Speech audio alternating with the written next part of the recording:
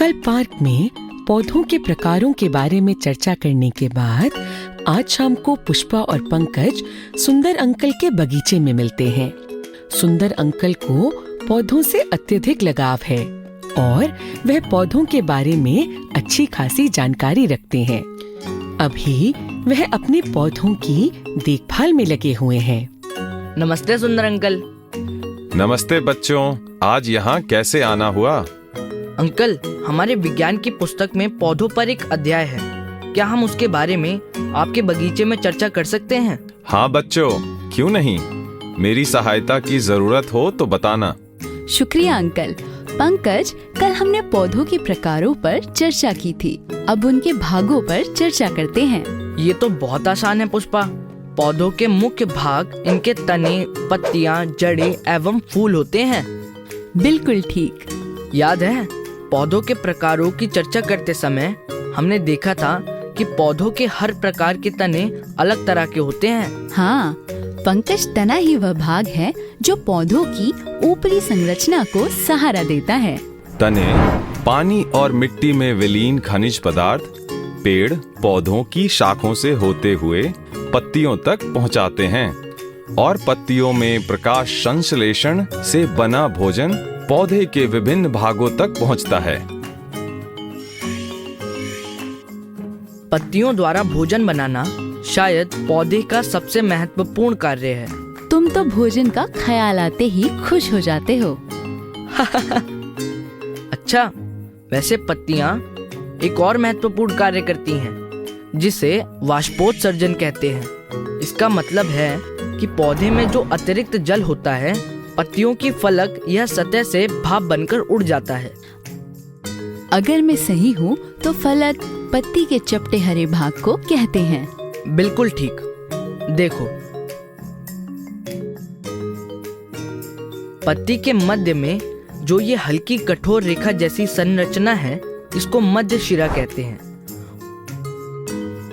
और इसके आसपास ये अन्य शिराएं हैं। शिराओं द्वारा बनाई गई इस जाली जैसी संरचना को शिरा विन्यास यानी रेटिकुलर वेन कहते हैं।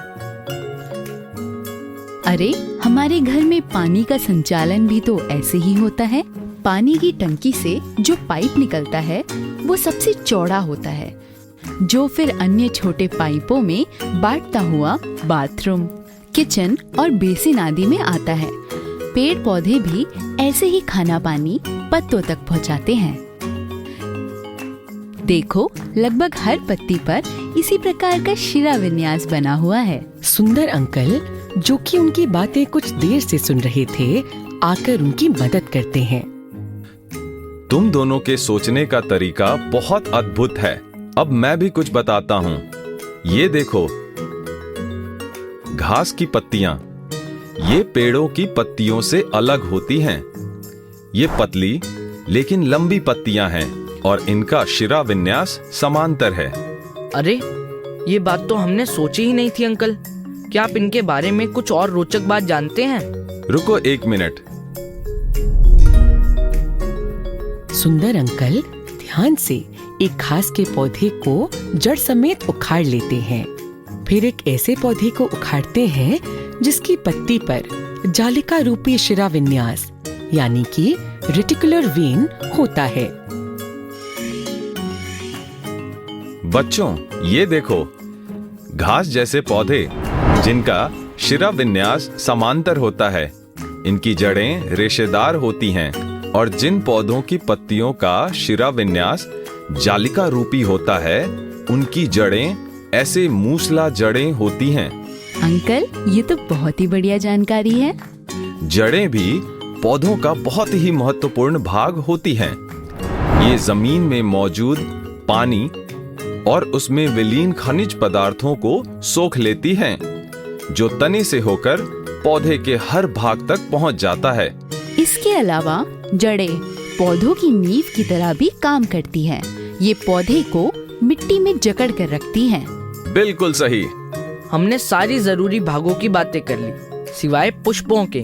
पुष्पा, तुम्हारे तो नाम का ही मतलब फूलों जैसी होता है ना। तुम फूलों के बारे में क्या क्या जानती हो?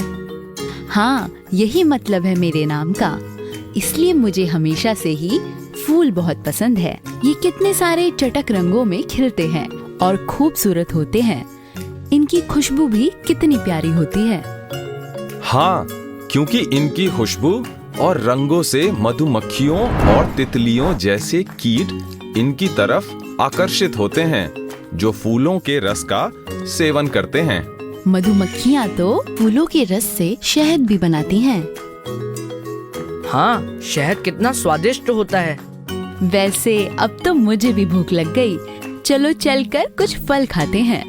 हाँ, मेरे पेट में तो कब से चूहे दौड़ रहे हैं। शाबाश बच्चों, अब तुम दोनों ने पौधों पर इतने अच्छे से चर्चा की है तो फलों का सेवन तो बनता है।